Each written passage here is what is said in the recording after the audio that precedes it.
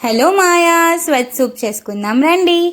ఎలాగంటే ఫస్ట్ ఒక ప్యాన్లో ఆయిల్ హీట్ చేసుకొని చిన్నగా తరిగిన పచ్చిమిర్చి, వెల్లుల్లి, అల్లం, ఇంకా ఇది వెజ్ సూప్ కాబట్టి క్యాప్సికమ్ కూడా వేసుకొని మంచిగా కలుపుకోండి. కలుపుకున్న తర్వాత వెజ్ సూప్ కాబట్టి మరి వెజిటేబుల్స్ లేకపోతే ఎలాగా మన దగ్గర ఏముంటే అవి వేసుకోవచ్చు.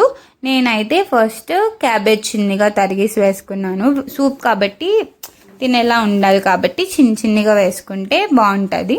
సో చిన్నగా తరుక్కునే cabbage, beans, carrot, sweet corn ఇవి వేసుకున్నాను నేను. వేసేసుకొని మంచిగా కలపండి, పైనుంచి కిందకి మంచిగా కలిపేసి. అవి ఉడకాలి కాబట్టి సాల్ట్ యాడ్ చేసుకోండి. సాల్ట్ యాడ్ చేసుకున్న తర్వాత వాటర్ వేసుకోండి మీ క్వాంటిటీ బట్టి. నేనైతే ఆ గిన్నెకి ఫుల్ వచ్చినంత వరకు వేసుకున్నాను. ఫుల్గా ఉడుకుతాయి కాబట్టి వేసుకోండి వాటర్. తర్వాత ఇందులో స్పైసీనెస్కి మనం కారం వేయం కాబట్టి మిరియాల పొడి, జీలకర్ర పొడి, ధనియాల పొడి ఈ 3 పొడులు వేసుకుంటాం అన్నమాట.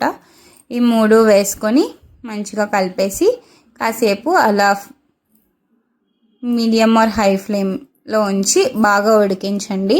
ఇలా ఉడుకుతోంది అన్నప్పుడు ఒక బౌల్ తీసుకొని అందులో కార్న్ఫ్లోర్ వేసి వాటర్ వేసి మంచిగా కలపండి. ఈ వెజిటేబుల్స్ అన్నీ ఉడికిపోయి అన్నప్పుడు ఆ కార్న్ఫ్లోర్ వాటర్ ఏదైతే కలుపుకున్నామో అది తెచ్చి ఇందులో యాడ్ చేసేయండి. అది వేస్తూ కలపాలన్నమాట. అప్పుడు ఉండలు కట్టకుండా సూప్ మంచి థిక్నెస్ వస్తుంది. కార్న్ఫ్లోర్ వాటర్ వేసుకోవడం వల్ల కొంచెం థిక్గా అయ్యిందని మనకి టెక్స్చర్ తెలిసినప్పుడు కొత్తిమీర వేసి గార్నిష్ చేసి బౌల్లోకి సర్వ్ చేసుకుంటే మన వెజ్ సూప్ రెడీ. మీకు నచ్చినట్టయితే ప్లీజ్ డూ సబ్స్క్రైబ్.